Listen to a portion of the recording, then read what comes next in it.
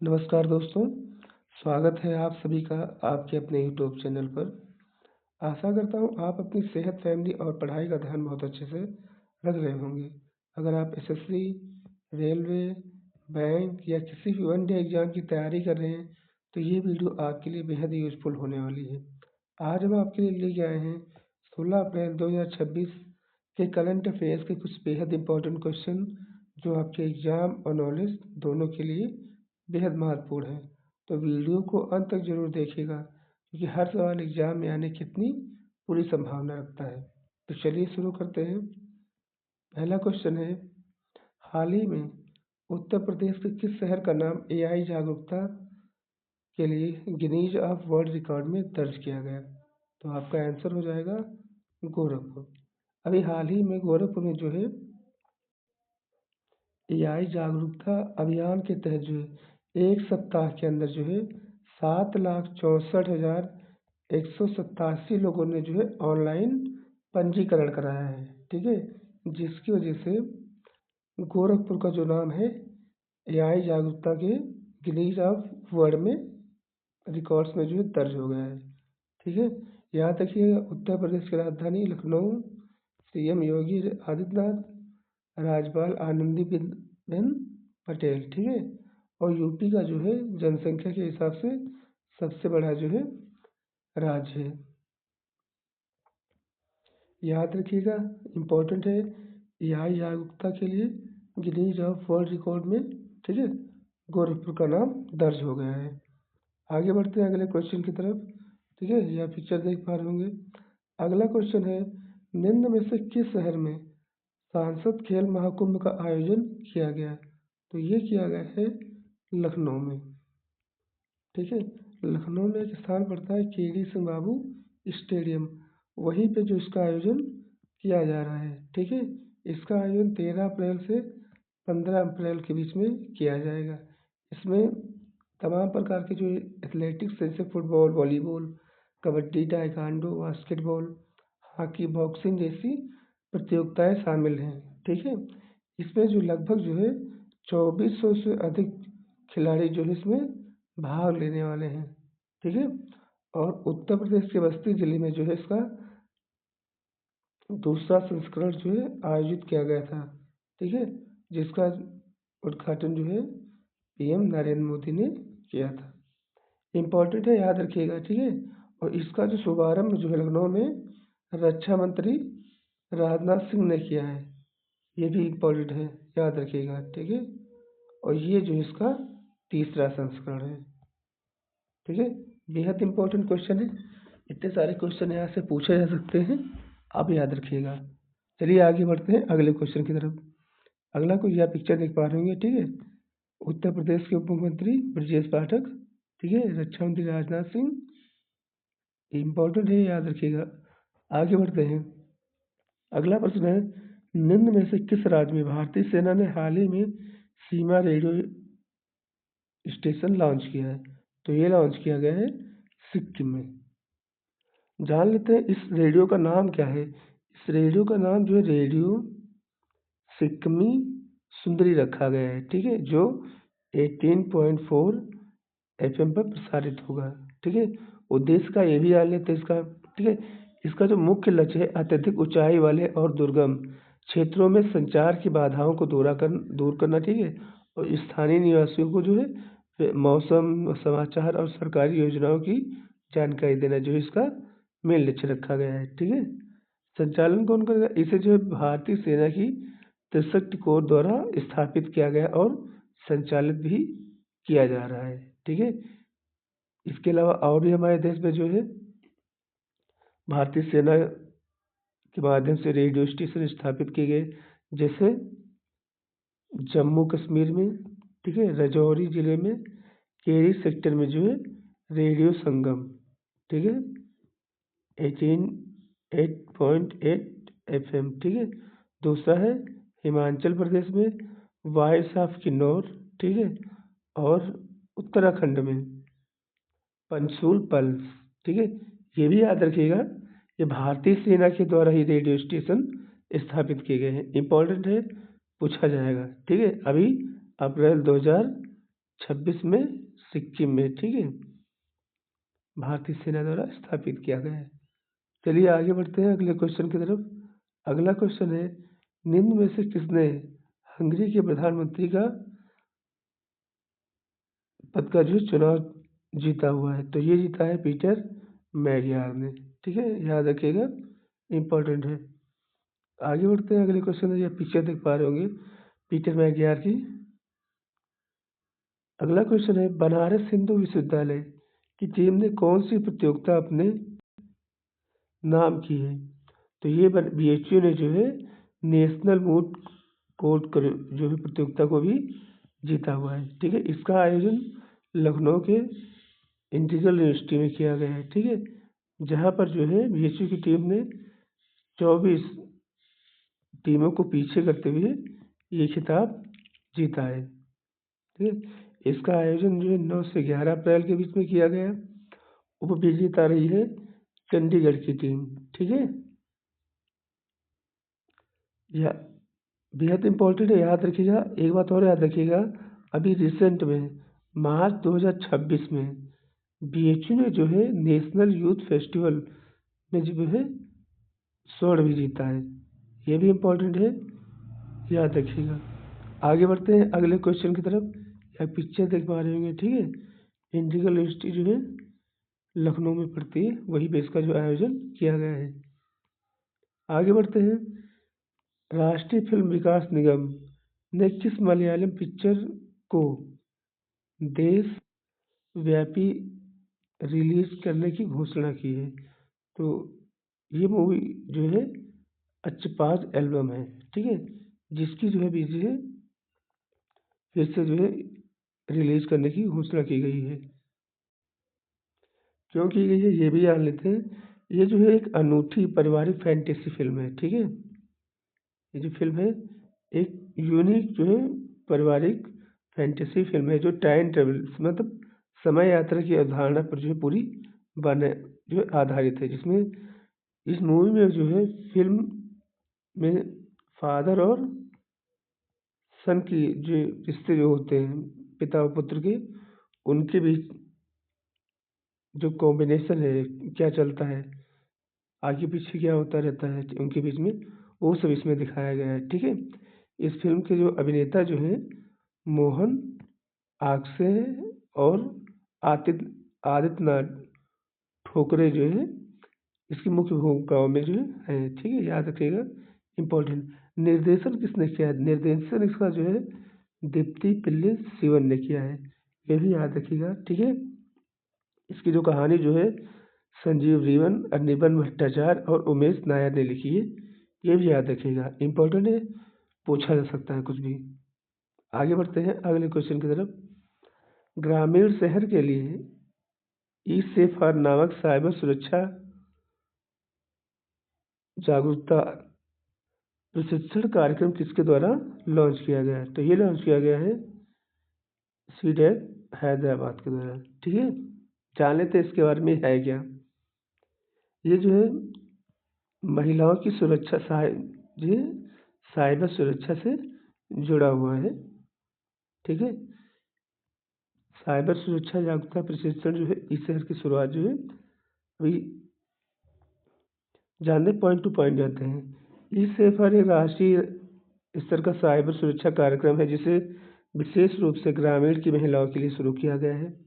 भारत सरकार ने इलेक्ट्रॉनिक और सूचना प्रौद्योगिकी मंत्रालय के तहत एक वैज्ञानिक संस्था रंगत संगठन विकास केंद्र हैदराबाद और रिलायंस फाउंडेशन ने जो है ई सेफर की शुभारंभ की घोषणा की है, ठीक है। इसके अंतर्गत जो है 10 लाख ग्रामीण महिलाओं को साइबर सुरक्षा के प्रति जो है प्रशिक्षित किया जाएगा, और जिन्हें प्रशिक्षित किया जाएगा उन्हें साइबर सखी कहा जाएगा। क्या कहा जाएगा? साइबर सखी कहा जाएगा। इसका जो विशेष रूप जो है उन महिलाओं पर जो केंद्रित है जो बैंकिंग, आजीविका और अन्य सेवाओं के लिए डिजिटल प्लेटफॉर्म का प्रयोग करती हैं। उद्देश्य क्या है?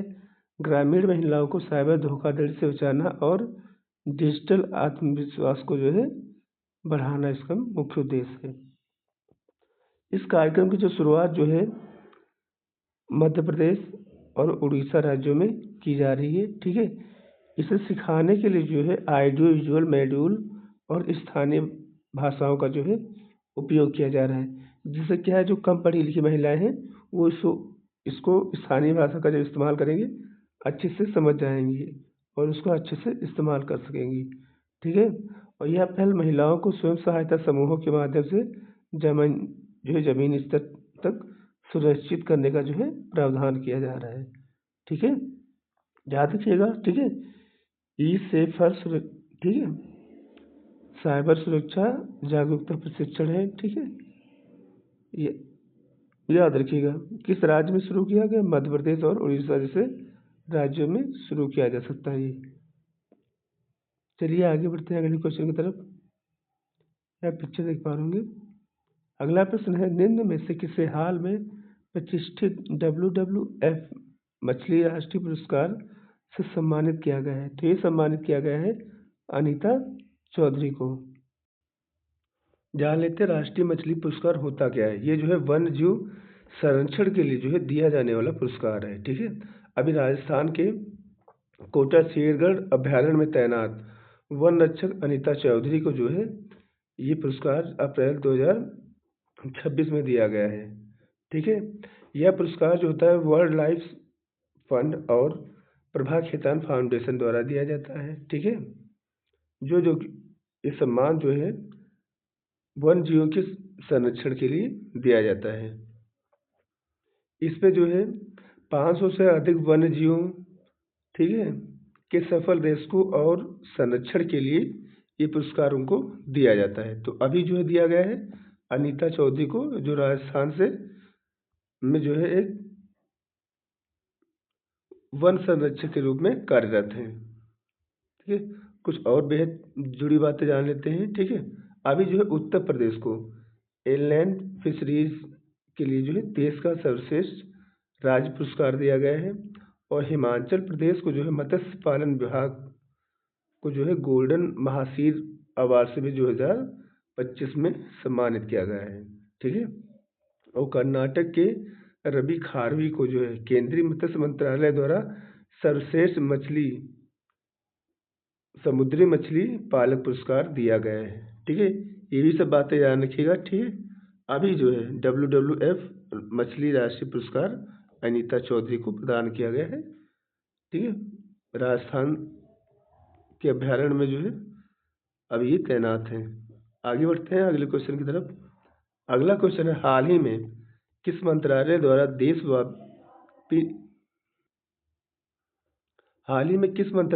देशव्यापी नारी शक्ति युवा संसद का आयोजन किया गया? तो ये किया गया है युवा मामले और खेल मंत्रालय के द्वारा। ठीक है, जान लेते हैं कि इससे कुछ बेहद जुड़ी बातें जान लेते हैं। इस कार्यक्रम का उद्देश्य जो है, मेन जो उद्देश्य है इसका, ठीक है, कि समावेशी लोकतंत्र को मजबूत करना और युवा महिलाओं की आवाज़ को विकसित करना और देश के निर्माण में शामिल करना इसका मेन लक्ष्य रखा गया है। इस बार की जो थीम क्या है ये भी जान लेते हैं, विकसित भारत की आवाज़। ठीक है, ये इसकी थीम रखी गई है। इसका आयोजन जो है 12 अप्रैल 2026 को किया गया है। ठीक है, ये भी याद रखिएगा। विजेता कौन रहा है? विजेता जो है चौधरी बंसीलाल विश्वविद्यालय में जो है इसका आयोजन किया गया। ठीक है, और विजेता जो है पंजाब टीम रही है, याद रखिएगा। तो आयोजन का हुआ ये भी जानते हैं। इसका आयोजन जो है युवा मामले एवं खेल मंत्रालय द्वारा यह संसद के एक साथ 17 क्षेत्रों में आयोजित की गई, जिसमें 7,000 से अधिक युवा महिलाओं ने भाग लिया है। ठीक है, ये भी इम्पोर्टेंट है, याद रखिएगा। ठीक है, आगे बढ़ते हैं अगले क्वेश्चन की तरफ। थोड़ा आवाज़ के साथ थोड़ी प्रॉब्लम आ रही होगी, मैनेज कर लीजिएगा। अगला प्रश्न है, हाल में किस केंद्र शासित प्रदेश में हिम सरोवर परियोजना का शुभारंभ किया गया? तो ये किया गया है लद्दाख में। ठीक है, जान लेते हैं इसके बारे में कुछ। इसका शुभारंभ जो है लद्दाख के उपराज्यपाल विनय कुमार सक्सेना द्वारा किया गया। ठीक है, उद्देश्य क्या है? लद्दाख जैसे ठंडे रेगिस्तानी क्षेत्रों में वैज्ञानिक हिम संचय और ग्लेशियर के पिघले हुए पानी को संग्रहित करके जल सुरक्षा जो है सुनिश्चित करना है। ठीक है, इस परियोजना के तहत जो लेह और कारगिल जिलों को एक साथ 50 जल निकाय के निर्माण के लिए खुदाई शुरू की गई है। ठीक है, जिसका जो है आकार जो है जलाशय का 40 गुणे 30 मीटर, ठीक है, और गहराई जो है 2 मीटर इसकी रखी गई है। 40 गुणे 30 की चौड़ाई है, ठीक है, 2 मीटर गहराई है। याद रखिएगा योजना भी, ठीक है, इस योजना के जो पहले चरण में जो लद्दाख के लगभग 25% गाँवों को कवर किया जाएगा, जिसका लक्ष्य 1 वर्ष में के भीतर में 100 और गाँवों को जो है बढ़ाना है। महत्व क्या है, यह परियोजना न केवल कृषि और सिंचाई के लिए पानी उपलब्ध कराएगी, बल्कि जो है लद्दाख का जो इकोसिस्टम है उसको सुरक्षित रखना और बंजर भूमि को जो है खेती योग्य बनाना इसका मेन लक्ष्य रखा गया है। ठीक है, तो याद रखिएगा हिम सरोवर परियोजना लद्दाख में। ठीक है, आगे बढ़ते हैं अगले क्वेश्चन की तरफ। यह पिक्चर देख पा रहे होंगे। अगला प्रश्न है, हाल ही में प्रधानमंत्री नरेंद्र मोदी ने दिल्ली देहरादून इकोनॉमिक कॉरिडोर का उद्घाटन किया है। इस परियोजना की कुल लागत कितनी है? तो इसकी कुल लागत जो है 12,000 करोड़ रुपए रखी गई है। ठीक है, जान लेते हैं इसके बारे में। ठीक है, ये जो एशिया का जो है लॉन्गेस्ट वर्ल्ड लाइफ इवेलेटेड कॉरिडोर है। इसकी लंबाई जो है 210 किलोमीटर है।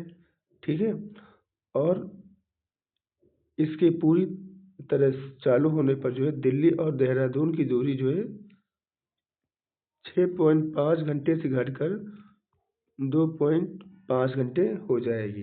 ठीक है, यह एशिया का सबसे बड़ा वर्ल्ड लाइफ एलिवेटेड कॉरिडोर है। ठीक है, और इस एक्सप्रेसवे की सबसे बड़ी विशेषता यह है कि 12 किलोमीटर लंबा एलिवेटेड सेक्शन है जो राजाजी नेशनल पार्क से के ऊपर से गुजरता है। यह वन्य जीवों की निर्बाध आवाजाही सुनिश्चित करने के लिए एशिया का सबसे बड़ा एलिवेटेड कॉरिडोर है, याद रखिएगा। ठीक है, आगे बढ़ते हैं अगले क्वेश्चन की तरफ। ठीक है, मोदी जी ने इसका उद्घाटन किया है, याद रखिएगा। कुछ विशेष, ठीक है, ये जो है 12,000 करोड़ रुपए की लागत से बना हुआ है। ठीक है, यह कॉरिडोर 213 किलोमीटर लंबा है। 6 लेन हाई स्पीड सुविधा दी गई है। ठीक है, इसके शुरू होने से दिल्ली और देहरादून के बीच की जो दूरी है 6 घंटे की, वो 3 घंटे हो जाएगी। ठीक है, ये भी याद रखिएगा। और कॉरिडोर में 8 पशु मार्ग, 200 मीटर लंबे हाथी अंडरपास और दंतकाली मंदिर के लिए 300 मीटर सुरंग भी इसमें शामिल की गई है। ठीक है, ये सारी फैसिलिटीज हैं इस जो कॉरिडोर के अंतर्गत दी गई हैं, याद रखिएगा, इम्पोर्टेंट है। आगे बढ़ते हैं। प्रत्येक वर्ष हिमाचल दिवस किस तिथि को मनाया जाता है? प्रश्न है आपका, प्रत्येक वर्ष हिमाचल दिवस किस तिथि को मनाया जाता है? तो ये मनाया जाता है हर वर्ष 15 अप्रैल को। ठीक है, आज ही के दिन 1948 में जो इसका हिमाचल प्रदेश का फॉर्मेशन हुआ था। ठीक है, जो कि 4 जिलों चंबा, मंडी और सिरमौर और माहौस के एकीकरण के साथ जो है हिमाचल का गठन किया गया था। ठीक है, इसका स्थापना दिवस जो है 79 नंबर का स्थापना दिवस 15 अप्रैल 2026 को मनाया गया है। 25 जनवरी 1971 को जो है इसको हिमाचल प्रदेश को पूर्ण राज्य का दर्जा मिला था, ये भी ध्यान रखिएगा। तो इसलिए हर 25 जनवरी को इसका राज्य स्थापना दिवस बनाया जाता है, ये भी इम्पोर्टेंट है, याद रखिएगा। हिमाचल प्रदेश की कुछ इम्पोर्टेंट योजनाएं हैं, ये भी याद रखिएगा। सबसे पहली है इंदिरा गांधी प्यारी बहना सुख सम्मान निधि। इसमें जो है 18 वर्ष से 59 वर्ष के बीच में जो है महिलाओं को 1500 रुपये प्रति माह दिए जाएंगे। ठीक है, और एक योजना और यहाँ की वेरी इंपॉर्टेंट, इंदिरा गांधी सुख सुरक्षा योजना। इसमें जो है BPL परिवार में बेटी के जन्म पर 25,000 रुपये जो है प्रदान किए जाएंगे। ठीक है, एक और इम्पोर्टेंट है यहाँ की green state mission 2026। Himachal Pradesh को 2026 तक ग्रीन स्टेट बनाने का महत्वाकांक्षी लक्ष्य रखा गया है, जिसमें मेन फोकस जो है नवीकरणीय ऊर्जा स्रोत को दिया गया है। ये इंपॉर्टेंट योजनाएं हैं यहाँ की, याद रखिएगा। आगे बढ़ते हैं। हाल ही में अंतर्राष्ट्रीय मुद्रा कोष IMF ने वित्त वर्ष 2026-27 के लिए भारत के विकास का अनुमान बढ़ाकर कितने प्रतिशत कर दिया है? तो ये कर दिया है 6.5%। ठीक है, IMF के बारे में जान लेते हैं। ठीक है, इसकी स्थापना जुलाई 1944 को, ठीक है, हेडक्वार्टर वाशिंगटन DC, ठीक है, स्थापना कब हुई थी? अमेरिका में जो है ब्रिटेन वुड्स सम्मेलन के अंतर्गत जो है IMF की स्थापना की गई थी। और पूरी तरीके से कार्य करना जो इसने 27 दिसंबर 1945 को शुरू किया गया था। मुख्यालय वाशिंगटन DC। प्रेजेंट टाइम में 191 देश इसके सदस्य हैं। ठीक है, मैनेजिंग डायरेक्टर इसकी क्रिस्टलिना जॉर्जिएवा है। ये भी इम्पोर्टेंट है, याद रखिएगा। ठीक है, अभी IMF ने वित्त वर्ष 2026-27 के लिए भारत की वृद्धि दर का अनुमान कितना लगाया? 6.5%। ये भी याद रखिएगा, इम्पोर्टेंट है। ये सारी चीज़ें याद होनी चाहिए, पूछी जा सकती है कभी भी। आगे बढ़ते हैं अगले क्वेश्चन की तरफ। हाल ही में फिक्की के नए महासचिव के रूप में किसे नियुक्त किया गया? तो ये नियुक्त किया गया है अनंत स्वरूप जी को। ठीक है, जान लेते हैं कुछ इससे बेहद जुड़ी इंपॉर्टेंट बातें जान लेते हैं। ठीक है, फिक्की का नया जो है महासचिव जो है अनंत स्वरूप को नियुक्त किया गया है। स्थापना जो है इसकी 1927 में हुई थी। संस्थापन कौन था ये भी जान लेते हैं। घनश्याम दास बिरला और पुरुषोत्तम दास ठाकुरदास। ठीक है, इनको जो महात्मा गांधी की सलाह पर जो है इसकी स्थापना की गई थी। मुख्यालय नई दिल्ली। महत्व क्या है? यह भारत का सबसे बड़ा और सबसे पुराना व्यापारिक संगठन है, याद रखिएगा। ठीक है, प्रेजेंट टाइम में इसका महासचिव जो है अनंत स्वरूप को बनाया गया है।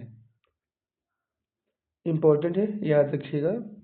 ठीक है भैया, आगे बढ़ते हैं अगले क्वेश्चन। या पिक्चर देख पा रहे होंगे। तो आज के सेशन में इतना ही। अगर आपको हमारा सेशन अच्छा लगा है तो वीडियो को लाइक कर दीजिएगा, शेयर कर दीजिएगा और चैनल को सब्सक्राइब कर लीजिएगा, जिससे आपको डेली जो है सुबह करंट अफेयर्स की वीडियो मिल जाएगी। तब तक के लिए सभी को थैंक यू।